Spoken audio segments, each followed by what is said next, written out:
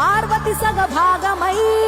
గణనాథుడి పునాది పుట్టుకవై వెలిగే నీకెందుకో ఆ శ్మశాన సంచారం కుబేరునికి వరములు